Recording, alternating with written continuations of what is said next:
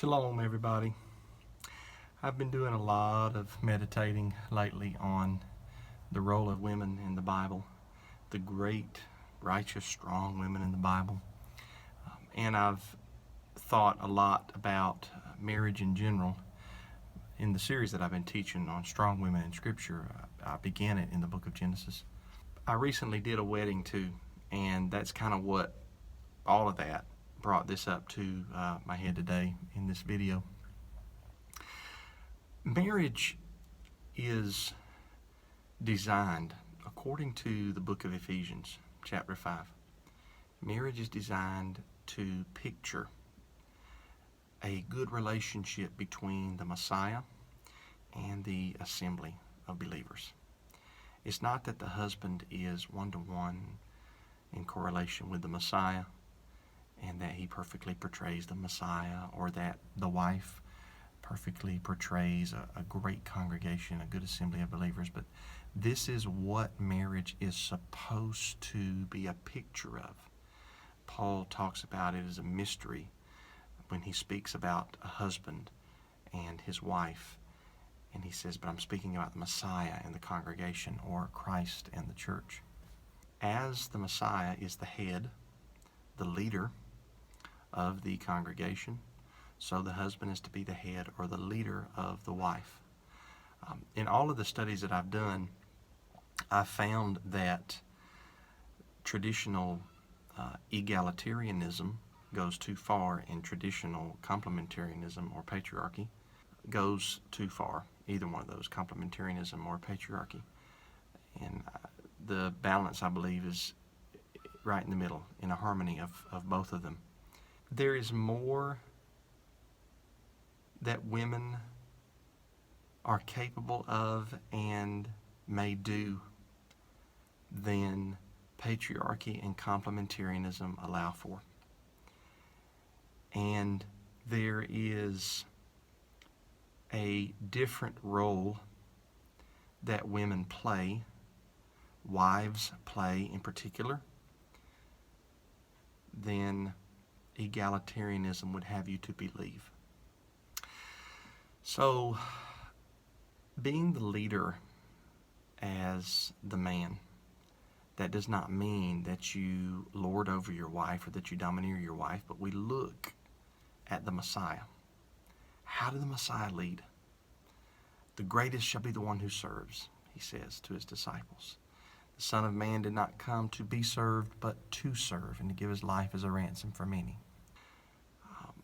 He leads by being a servant. He leads by laying down his life, by sacrificing his desires in favor of what benefits the congregation.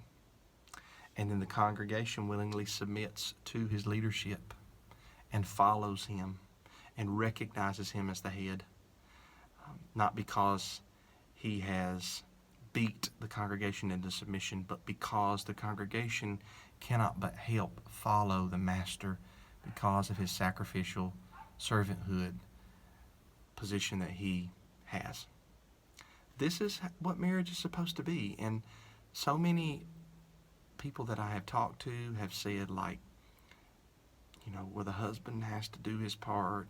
Usually that's the women that say that. And then the men say, but my wife's not doing her part. She needs to do her part. And we worry so much about what the other person is supposed to be doing, when it's not the job of the husband to make his wife submit, and it is not the job of the wife to make her husband love. What we should focus on is the job that we have. I'm a husband. My job is to love my wife as the Messiah loved the assembly and gave himself for it. So I'm supposed to lay down my life and be a servant and lead by example. That's my job. That's what I need to focus on. I don't need to go to bed every night wondering, why didn't my wife do this? Why didn't she do that? And the same thing goes for you wives. You don't need to go to bed every night wondering, why can't my husband be more like this? Why can't he love me more like this? Your job is to be submissive to the husband as your head in the role of the Messiah, even if he's an unbeliever. 1 Peter 3 talks about this. And women automatically say, well, What if he asks me to do things that are contrary to the word of Yahweh? Well, obviously, then you go with what Yahweh says, right? But you submit to him in every area that you are capable of submitting. Not if he asks you to steal or to murder or to break Sabbath. That's not where you submit, but you submit in all areas that you are capable of submitting, even to an unbelieving husband. And the same goes for the husbands. If you have an unbelieving wife, you love her as the Messiah loved the assembly. When the Messiah laid his life down for the assembly, what does that mean? While we were yet sinners, Romans 5, the Messiah died for us.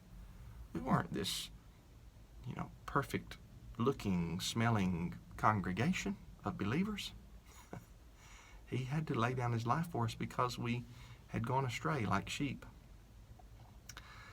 So these are some of the thoughts that I've been having about husbands and wives. And it doesn't need to be a butting of the heads. It needs to be an understanding that both of us have roles to play. And I shouldn't say play, roles to fulfill. That's better. And when we get to the point where we recognize as a man or as a woman, this is what we are to do. This is how we are supposed to live. I believe on either case that the example, the righteous, holy example that we set will begin over time to rub off on our spouse. It's just a matter of whether or not we want to really dig our heels in the ground and say, we're going to follow what the Scripture says. No matter what anybody else does, we're going to follow. So that is my thought, and I just had to get that into video form. Hope you're having a great day. Be blessed. Shalom.